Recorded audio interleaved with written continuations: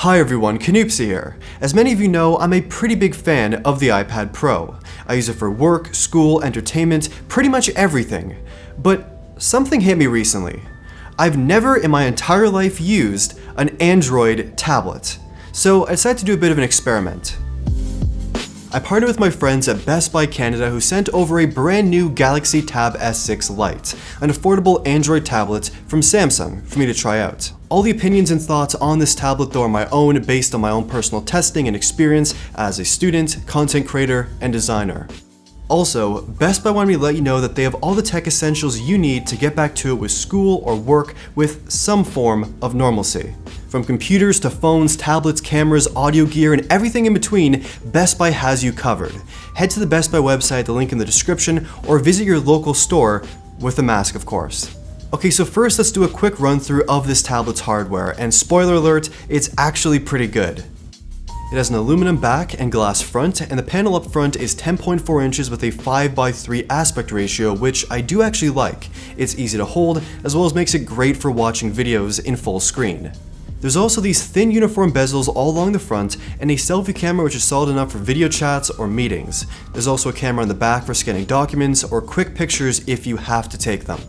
This is a test of the front-facing camera on the Galaxy Tab S6 Lite. It should be pretty decent for meetings, video chats. It does work pretty well. Also, when watching videos, there are these excellent dual side-firing speakers that sound great, and the option of using the headphone jack, as well as a USB-C port on the bottom. And combined with Android's file management system, the USB-C port is a great way to transfer files from a flash drive, hard drive, or SD card. Now, one of the reasons why I'm happy that Best Buy sent this specific Android tablet for me to test out is because of the S Pen stylus support. It is a top-notch writing, drawing, navigating experience with this pen. I'll detail what I actually use the pen for in a little bit, but some quick points: the tablet comes with the pen, no additional cost, it feels great to write and draw with, doesn't need to be charged as there's no battery in it, and that it sticks to the side of the tablet with magnets, so you don't lose it. I do wish the magnets were just a little bit stronger though. Now for specifications, this tablet has the Samsung Exynos 9611 processor, 4GB of RAM, and 128GB of storage. Mine has 64 gigs. Now, these are some pretty decent specifications, but there are three things I'd maybe avoid doing on this tablet: intensive video editing, intensive photo editing, and intensive gaming. Don't get me wrong though, it's still totally possible to actually do these things, but it's not going to be the best or smoothest experience. But besides those three things, the overall performance is solid. During daily usage, this thing definitely keeps up with my everyday daily tasks. I've been genuinely surprised. Okay, so that's a quick breakdown of the hardware of this tablet, but the most important thing here is what you can actually do with it. So let's talk about that. Some of my biggest tablet use cases are note-taking, sketching, and jotting down lists. And with the S Pen and some of Samsung's own built-in pen software, I can do those things pretty well. There's a little floating menu on screen. You can activate it by double pressing the pen button or tapping the menu. It brings up a whole list of quick pen features, like taking screenshots, writing on screen, opening notes, and even your own shortcut apps that you can add. If you're someone who writes out a lot of lists like I personally do, or you want to take digital notes during class, this is going to be a pretty good experience. Whether it be in Samsung's own Notes app, which is pretty good, or in OneNote or Squid Notes, there are plenty of ways you can just get down to writing. Regardless, all the apps that I mentioned today are going to be found in the description down below. When it comes to drawing, this tablet and the pen is also good for that too, and I've used it for planning out thumbnails, quick shot planning, some storyboarding, and when I'm back to school, it's going to be great for drawing out rough concepts for creative projects. Some of the drawing apps that I personally used and can recommend are Samsung's own Pen Up app, Adobe Draw, and my personal favorite, Infinite Painter. It has layer support, plenty of customizable brushes, and it's quite similar to Procreate on iOS, but in some ways it's actually a bit easier to use and learn. It's kinda nice. Also with the pen, you can actually write in text boxes instead of typing, so if you prefer handwriting, the option is there to do all of your typing in that way. The recognition is pretty accurate. So that's all the pen-related stuff, but with this tablet, you can do a whole lot more. Mainly with multitasking. There's multi-window support, floating window support, and it's great for doing a whole bunch of things at once.